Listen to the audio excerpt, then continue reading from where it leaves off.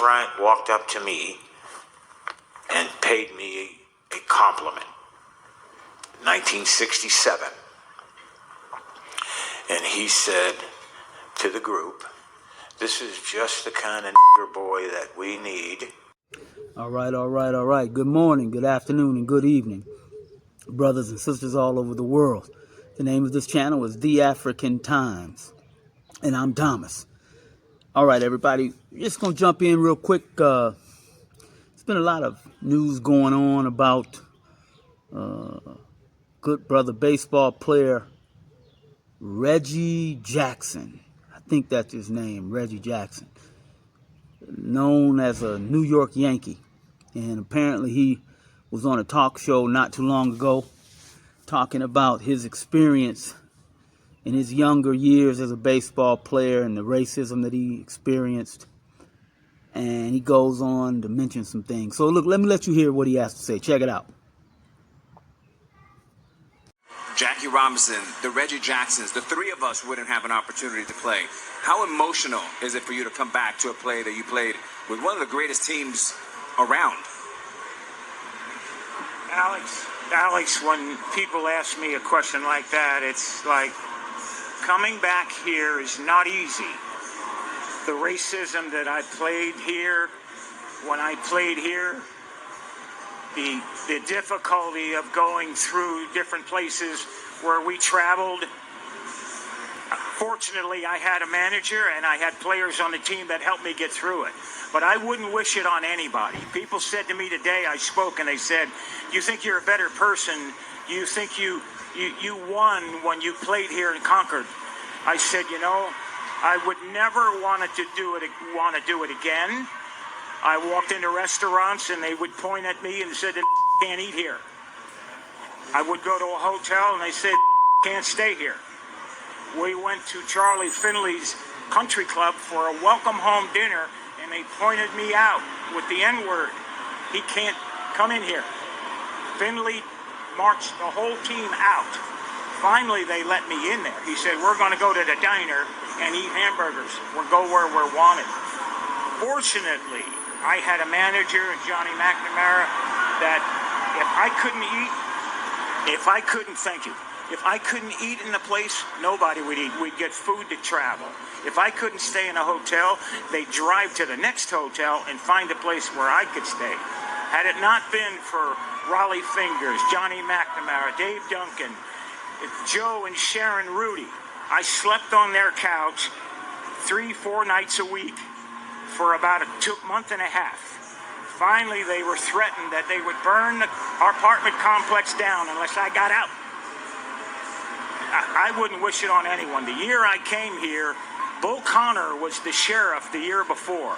And they took minor league baseball out of here because in 1963, the Klan murdered 4 black girls, children, in 11, 12, 14 years old at a church here and never got indicted. They were from the Klan. Life magazine did a story on them like they were being honored. I wouldn't wish it on anyone. At the same time, had it not been for my white friends, had it not been for a white manager, and Rudy, Fingers, and Duncan, and Lee Myers, I would have never made it. I was too physically violent. I was ready to physically fight I'd have got killed here because I'd have beat someone's ass, and you'd have saw me in an oak tree somewhere. Reggie, I can't even imagine. It's awful you had to go through that, but appreciate you sharing the rawness and the honesty of it with our audience. I mean, really, we love you, Reg. Yeah. Thank you. Quick history lesson right there. All right, so there you have it. You hear him talking about some terrible experiences, and him being a Major League Baseball player didn't prevent him from experiencing things that many of our parents and grandparents experienced in America. The Constitution, the place where they wrote all men are created equal and got all these Bill of Rights and all that, all these kind of things on paper that sound really wonderful, and they're good things, but just so happened they couldn't be shared by all the people. Some people seem to have more rights than others. Okay, now these things are terrible, certainly, and many of them appear to have been changed as a result of the '60s movement and the fight of the people to stop the mistreatment of just people that look differently. Now, I would talk more about that, but there's a bigger picture here, something that gets glossed over. A bigger picture. Remember, I told you economics plays a large role in how many of these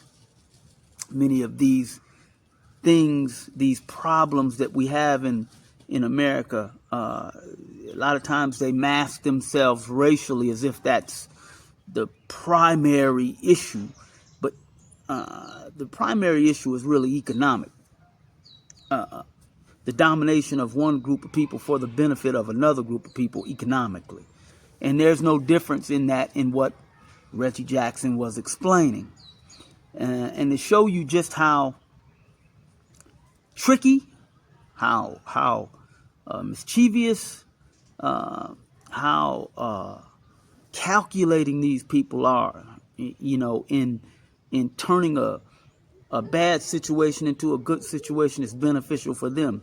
To show you how they do that, let me give you an example. We're going to talk about baseball for a minute. So Reggie Jackson was experiencing the racism he experienced, not only because he was just a black person, and all black people, whether they were baseball players or not, they experienced these racial atrocities. But because he was a baseball player, Major League Baseball player, there's an economic dynamic that's specific to baseball. So let's look at it. Remember, they celebrate this brother every year. This brother called Jackie Robinson, as if he was the first black player to come into the major league. They say all these stories, these things, and all of that. And they make it sound like it was really good. And by the way, there's even some debate as to whether or not he was the first one. But he's the one that they chose to promote in that way. Well, when they promote him, they have Jackie Robinson Day in the old Negro Leagues and all of that. And wow, now it's an advantage for the black man and for the African man because now he's playing with the big leagues, the major leagues, MLB. Playing with the white boys. Okay. And they promote this around the country every year as if this is a great accomplishment, both for Major League Baseball and for the African community. All right. So Major League Baseball, their benefit is, look how kind they are. Look how, non-racial they are. Look how they are pushing the envelope for inclusion of all people. Sounds real good, right? The whole presentation that these people put on about, all of their areas of people activity. They're working so hard to rectify the wrongs that was done. That was just past generations. This is what they tell you. And so in baseball, it's kind of glamorized. It's promoted that we now have inclusion with the African people, and now that's the spin they put on it for Major League Baseball. That they were working through all the problems to make it better. Well, as far as the African person, the baseball player, hey, listen, it's good for you. Now you get to be into the big leagues with the best players in the world and America's top league, and now you can make the money and you can get the right place and it's fair and you're going to benefit. Okay. All right, good. Now let's just think a little bit, because that's all it requires is just some thinking. Is that really true? Did Major League Baseball benefit? And did African players benefit? Well, on the surface, yeah, it's going to seem like it's going to benefit. Baseball gets to include the black players. Clearly, the black players, they're some great players, so that makes baseball, Major League Baseball, better because they got the players. But also the black players, they get to come and where the big leagues and all the big money is, and then now the league grows and you get to make more money and all of that. You get more notoriety and it helps the people because now there's no more discrimination. All that sounds good, doesn't it? Okay. All right, well, cool. Let's think now. Brothers and sisters, baseball lovers, even the W's who, if any of you are watching, now let's think this, because this is your capitalism we're talking about. This is your economics. What really took place? Are you paying attention? First black baseball player. Well, don't you realize they tell you they celebrate the Negro Leagues? Listen to what they just told you. We celebrate the Negro League. The past Negro League. It doesn't exist anymore. Negro League, which meant African people, African men. Well, a league is what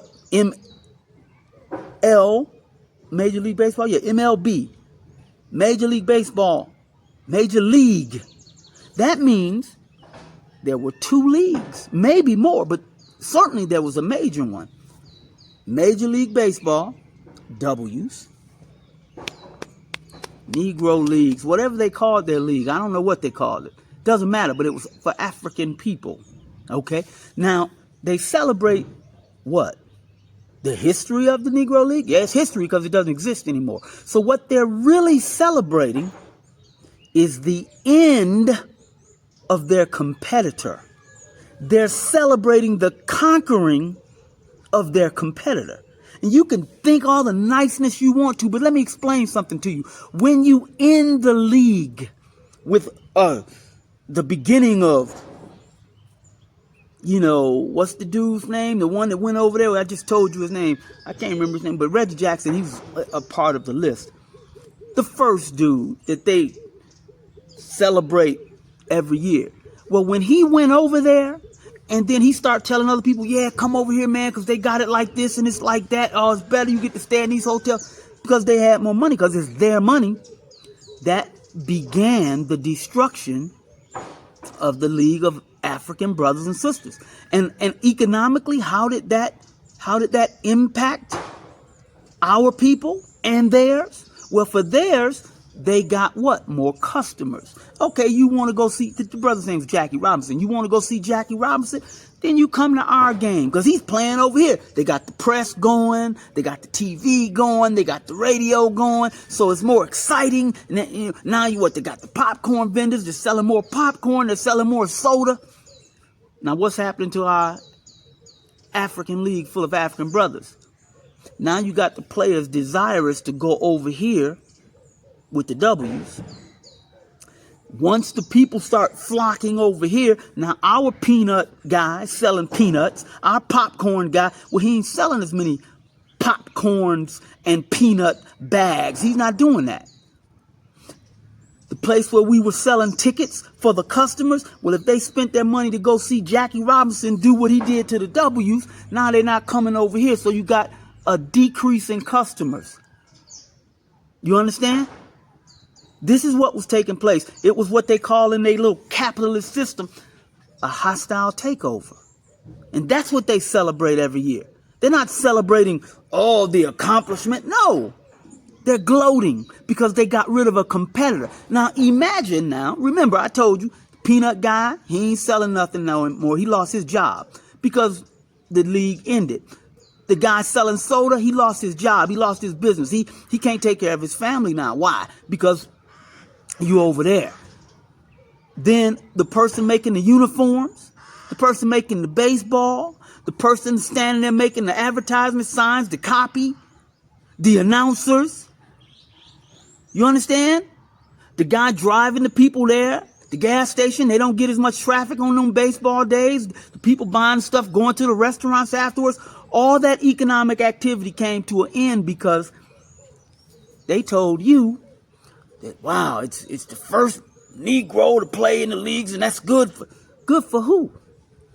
Good for them because they got rid of their competition. Now imagine if it had been left alone.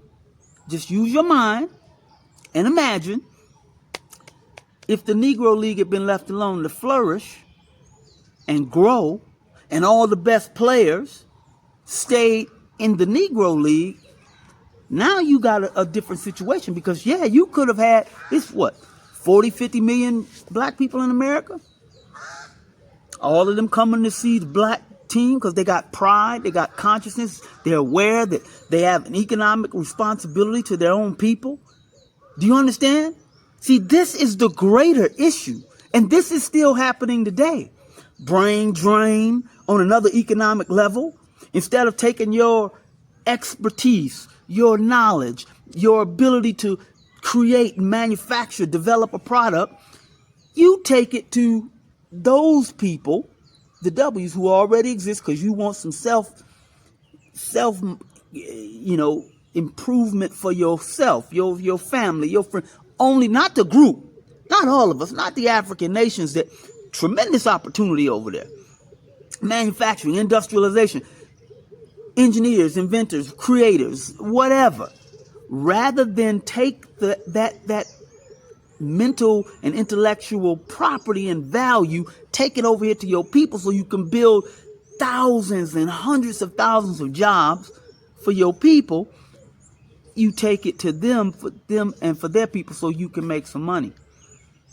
Well, that's a hostile takeover. That's a prevention, a restriction. That's a form of power. It prevents a group of people from moving in a developmental fashion that helps them and benefits them as a people. While on the other hand, you benefit this group, who that same group is discriminating against you. This is what these people are doing. That's what the real benefit and loss was. Benefit for them and loss for us when you talk about the celebration of the Negro Leagues. So the real issue is not necessarily the racism that this brother experienced. All black people during that time, all over the world, not just in America, because it's the same people, all over the world they experienced that. You understand? So yes, Reggie Jackson, brother, we appreciate you expressing this because many won't. We appreciate you expressing what you went through in that respect.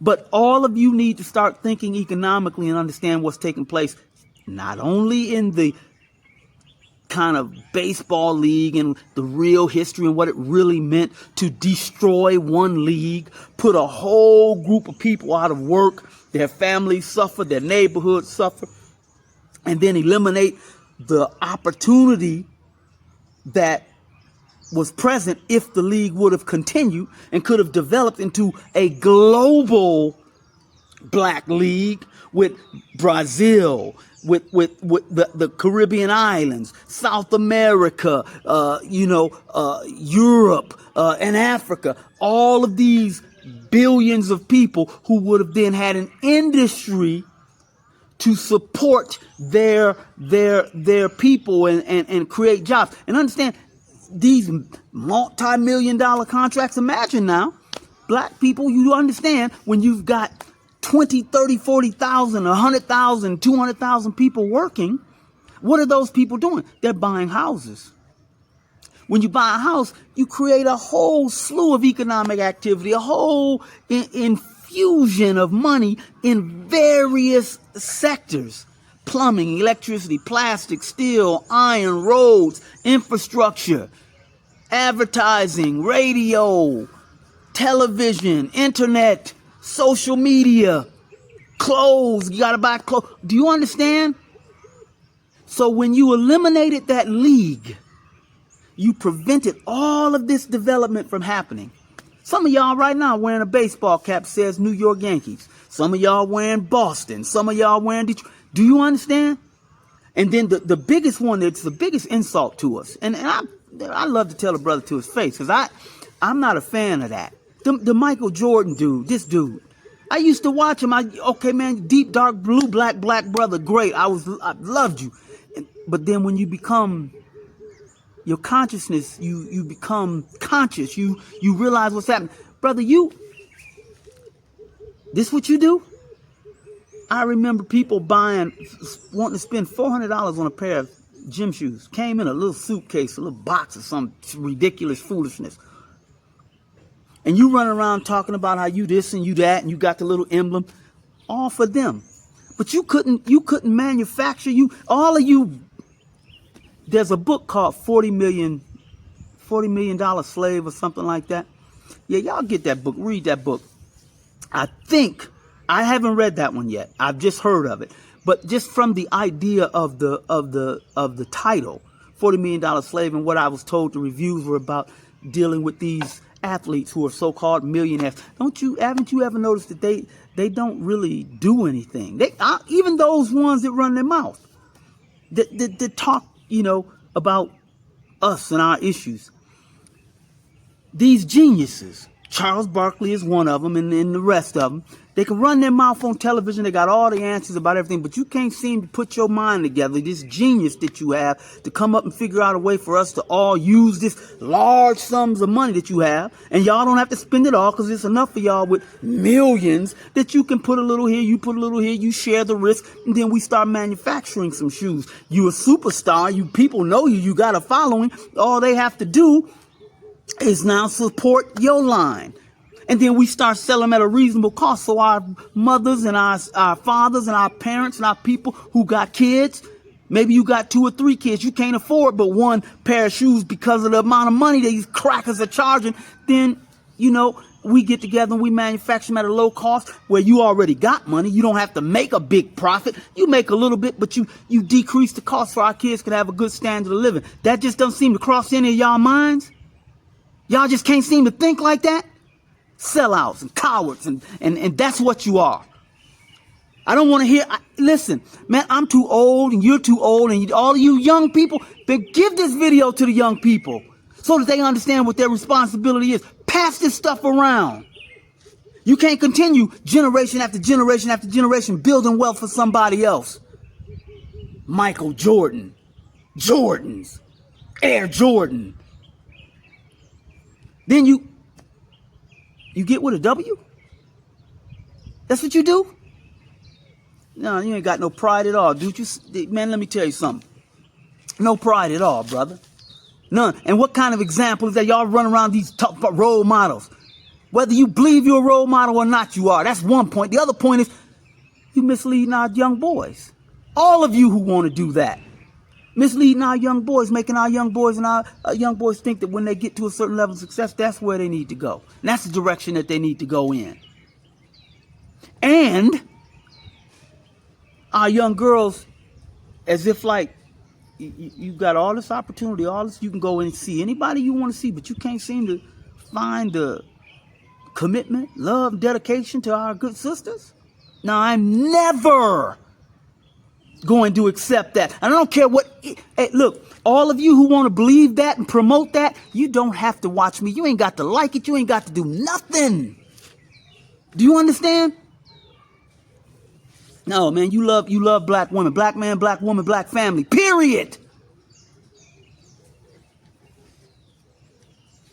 You gonna do that, and then what happens when you pass away? Oh, you divorce, you do all that. It ain't only him. It's the actors and the rest of them that participate, because they got to show them crackers. They got to show them W's. They got to show them that they're committed to them, that they love them, that they're no threat. Those people don't put people in there that they think is a threat. And if they do, they find out the people turn on them, they go against them. That's why you're better off just developing it your own. Now, speaking of that, because remember, I was telling you, the whole purpose of this is letting you know that was a hostile takeover of the Negro Leagues. That's what it was, nothing else. Now, brother Ice Cube, listen, brother, but I met you. I don't know if you watched me, but I met you in Detroit once. You probably don't remember. It was at night. In fact, I'm gonna do a video on it. I met you at once outside of Coney Island in Detroit, downtown. It was at night. Just a brief exchange. We didn't talk, just greeted. That's it. I know who you were. You didn't know who I was. But it's cool. But the reason I'm bringing you up, brother, and to all of you, that brother he's the 3-on-3 basketball league and all of that. It's good. It's good. I respect that. That's good, because at least what this brother is doing is trying to say, okay, we're going to have our own. Now, I know he got some partners and some W's. It's not really totally a bad thing, but we have to understand, the same way Brother Malcolm X said, you can help us or work with us or whatever, but You ain't running nothing. You're the boss. And if you can't do it that way, then okay, we don't need to do business. And this is what we find ourselves in globally. The African nations and the countries around the world are saying, okay, well, we got resources. We know now. We understand in the economy that we have something of value. Well, you can't come in here and run it.